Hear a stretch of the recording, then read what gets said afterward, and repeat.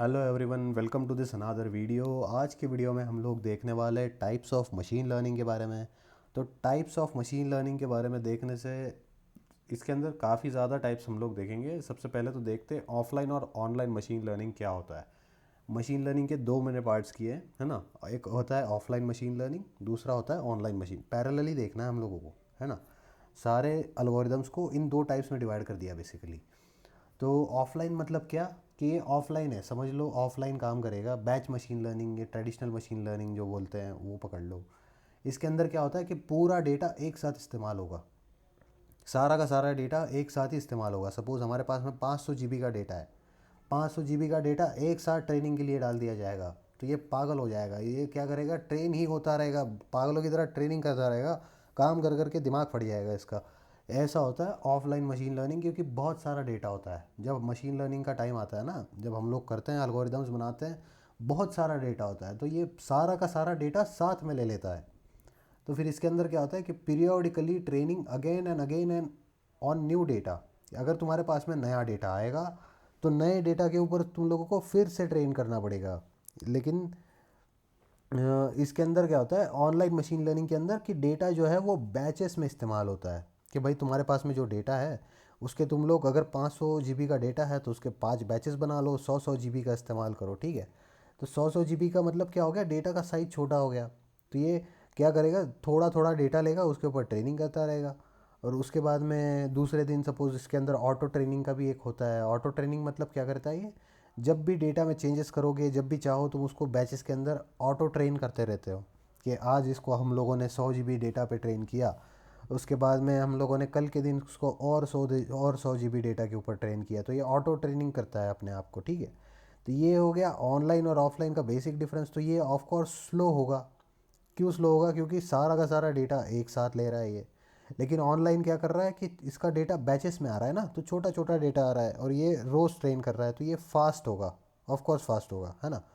तो offline machine learning का क्या होता है कि ऑफलाइन मशीन लर्निंग के अंदर अवेलेबिलिटी का प्रॉब्लम होता है। कि भाई तुम्हारा जो मशीन लर्निंग का अलगोरिदम है वो ज़्यादा देर तक अवेलेबल नहीं रह पाएगा। क्योंकि क्यों अवेलेबल नहीं रह पाएगा, तो इसका ऑब्वियस रीज़न है कि जब तुम इसको ट्रेन करोगे नया डेटा तुम्हारे पास आएगा। क्योंकि एक सेम मशीन लर्निंग एल्गोरिदम तुम सालों तक इस्तेमाल नहीं कर सकते, तुम लोगों को ट्रेन करते रहना पड़ेगा। काफ़ी सारे यूज़र रिक्वायरमेंट चेंज होते रहते हैं, डेटा चेंज होता रहता है, सब कुछ चेंज होता रहता है ना। तो जैसे ही डेटा चेंज होगा तुम लोगों को नया एडेप्टेशन लाना पड़ेगा, नया मॉडल के अंदर चेंजेस करने पड़ेंगे। तो जब तुम लोग ये सब करोगे, फिर से उसको ट्रेन करोगे, तो ये अवेलेबिलिटी का प्रॉब्लम आ जाएगा। क्योंकि तुम लोगों को लाइव मॉडल के ऊपर तो तुम नए डेटा पे ट्रेन नहीं कर सकते ना। तो तुम लोगों को उसको बंद करना पड़ेगा, उसको मेंटेनेंस पे लाना पड़ेगा, ट्रेन करना पड़ेगा, फिर से इसको अवेलेबल करवाना पड़ेगा। लेकिन ये क्या है कि ये ऑलवेज़ अवेलेबल है। Online machine learning always available रहेगा तुम लोगों को, ठीक है। तो ये हो गया बेसिक डिफरेंस। तो ऑनलाइन और ऑफलाइन का मैंने यहाँ पे पैरेलल डिफरेंस लिख दिया है कि learning is done incrementally on the data set. कि इसके अंदर बैचेस में डेटा लेता है ऑनलाइन मशीन लर्निंग, और ये क्या करता है सारा डेटा एक साथ ले लेता है, तो गड़बड़ कर देता है, ये बहुत ज़्यादा काम करता है गधों की तरह। तो और ये क्या होता है, स्मार्ट वर्क करता है, रोज़ छोटा छोटा थोड़ा थोड़ा काम करता है, ठीक है। तो ये क्या होता है, ये मॉडल एडेप्टेबल है ऑन डिफरेंट डेटा, क्योंकि ये रोज़ ट्रेन होता रहता है ना। रोज़ मतलब रोज़ नहीं, पीरियोडिकली ट्रेन होता रहता है। तो ये हमेशा जब भी हम लोग चेंजेस करेंगे तो ये ट्रेन हो जाएगा। लेकिन ऑफलाइन मशीन लर्निंग क्या होगा कि मॉडल अडेप्टेबल नहीं है भाई।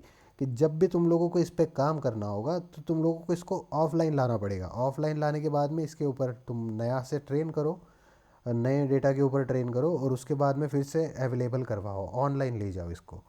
लेकिन ये हमेशा ऑनलाइन होता है। इसके ऊपर जो भी चेंजेस करने हैं तुम इसको दोगे तो ये सीख लेगा, इसके ऊपर ट्रेन कर लेगा, और उसके बाद में फिर से अवेलेबल हो जाएगा, ठीक है। तो ये अडेप्टेबल है, ये ज़्यादा अडेप्टेबल नहीं है। Complex to develop online machine learning, अब देखो ऑनलाइन हमेशा अवेलेबल रहेगा तो इसको डेवलप करना थोड़ा मुश्किल होना चाहिए, है ना। मुश्किल होगा ही, क्योंकि इसको हमेशा अवेलेबल करते रहना है हमको। क्योंकि इसकी अवेलेबिलिटी यही सबसे बड़ा फैक्टर होता है कि जिसकी वजह से ऑनलाइन मशीन लर्निंग यूज़ होता है। कि भाई ये हमेशा अवेलेबल होता है, इसको ऑफलाइन लाने की ज़रूरत नहीं है। तो ये कॉम्प्लेक्स है क्योंकि इसको हमेशा अवेलेबल रखवाना है। लेकिन ऑफलाइन में क्या है कि ये लेस कॉम्प्लेक्स है, क्योंकि ये सिर्फ जो डेटा दोगे उसके ऊपर काम करेगा, उसके बाद में जब तक यूज़ करना है करो, उसके बाद में अगर फिर से चेंजेस करने हैं फिर से ऑफलाइन लाओ, फिर से काम करो, फिर से ट्रेन करो, फिर से ऊपर ले जाओ, उसको लाइव करवाओ, ऑनलाइन ले जाओ, ठीक है।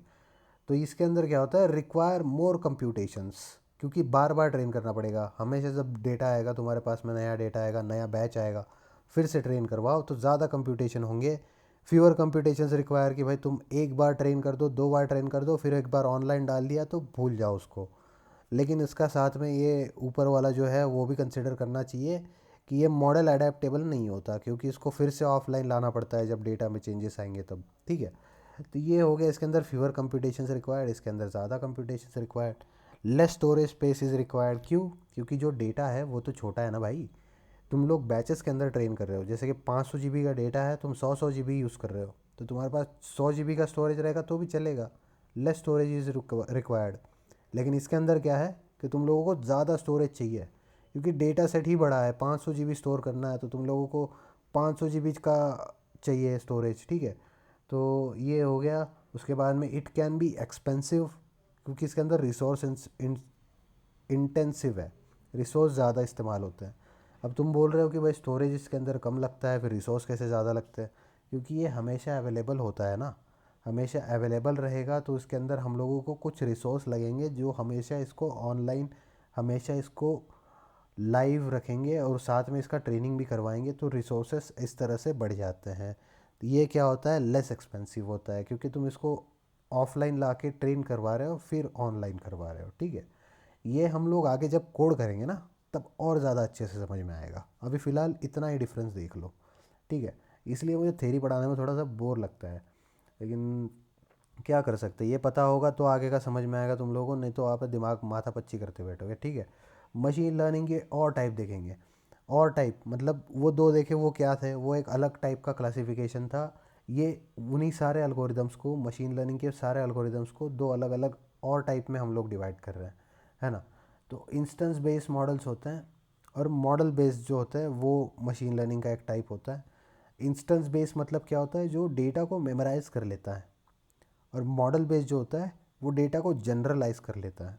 अब ये सुन के तुम लोगों को समझ में आ रहा होगा कि बहुत कुछ समझ में आ गया। भाई कुछ नहीं आया तुम लोगों को समझ में, आगे जाके देखते हैं, एग्जाम्पल देखोगे तो पक्का समझ में आ जाएगा। इंस्टेंस बेस्ड हम लोगों ने क्या देखा था, मेमोराइजिंग डेटा।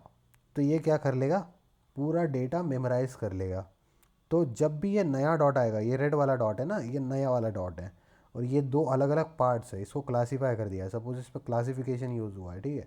तो ग्रीन और ब्लू, ऐसे दो क्लासिफिकेशन हम लोगों ने कर लिया है, green dots and blue dots. तो नया वाला जो आएगा, तो ये क्या करता है, इसके आसपास वाले जो सबसे पास वाले जो होते हैं ना डॉट्स, उनका डिस्टेंस कैलकुलेट करेगा, क्योंकि डेटा मेमोराइज कर रहा है ये, इसको पूरा डेटा चाहिए सामने।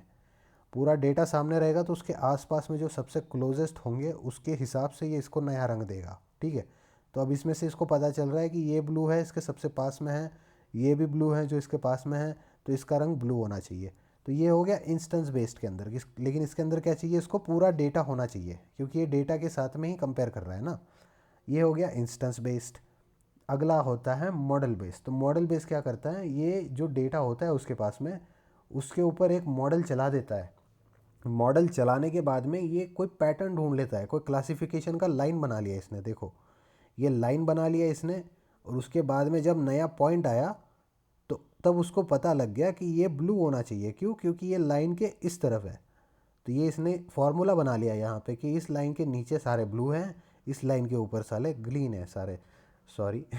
तो ये जो है नया डॉट, अगर ये लाइन के नीचे होगा तो इसको ब्लू कर देगा, ठीक है, एज सिंपल एज दैट। तो इसके पास से अगर इसको एक बार का ये लाइन पता चल गया, तो डेटा हटा भी दोगे तो फिर ये प्रेडिक्ट कर सकता है, क्योंकि इसके पास में लाइन ऑलरेडी है। तो ये लाइन के ऊपर रहा तो ग्रीन कर देगा, नीचे रहा तो ब्लू कर देगा, तो ये मेमोराइज नहीं करता डेटा को। ये हो गया बेसिक इसका classification, model based and instance based का। तो ये मैंने वहीं पे एक इमेज मेरे को गूगल पे मिली थी जो काफ़ी सही लगी, तो इसलिए डाल दी। Prepare the data for model training, तो मॉडल तो दोनों को ट्रेन करना पड़ता है, इसके अंदर कोई डिफरेंस नहीं है। उसके बाद में train the model for training data, estimate model parameters वगैरह वगैरह। तो ये काफ़ी सारी चीज़ें हैं यार, पढ़ के अगर सोच तुम लोग कर लोगे तो बहुत ही मेरे लिए मेहरबानी होगी। ये ज़्यादा एक्सप्लेन करने में मेरे को काफ़ी बोर होता है, लेकिन ठीक है फिर भी पढ़ा देता हूँ। यहाँ पे मॉडल को ट्रेन करने की ज़रूरत नहीं पड़ती, क्यों? क्योंकि ये क्या कर रहा है, इंस्टेंस बेस्ड पूरा डेटा है, और जब उसके पास में नया पॉइंट आएगा तब ये इसको कैलकुलेट करेगा। इसके अंदर मॉडल ट्रेनिंग की ज़रूरत नहीं पड़ेगी तुम लोगों को, लेकिन इसके अंदर मॉडल ट्रेन करना पड़ेगा मॉडल बेस में, क्योंकि तुम लोगों को ये फार्मूला, ये लाइन बनानी है ना। तो ये हो गया तुम्हारा इंस्टेंस बेस्ड और मॉडल बेस्ड का बेसिकली इतना ही difference. Predict for unseen, scoring instance वगैरह, ये बाकी सारी चीज़ें तो सेम है। Can throw away input training data after the model, जैसे कि इसका तुम लोग अगर पूरा डेटा हटा भी दोगे तो ये प्रेडिक्ट कर लेगा। यही सारी चीज़ें हैं, बाकी इसके अंदर कुछ इतना खास मैंने लिखा नहीं है। तो यही था हमारा सेकंड वीडियो, जिसके अंदर हम लोगों ने मोटा मोटी मशीन लर्निंग के टाइप्स देख लिए। तो फ़िलहाल इस वीडियो के लिए इतना ही, मिलते हैं अगले वीडियो में, तब तक के लिए बाय बाय।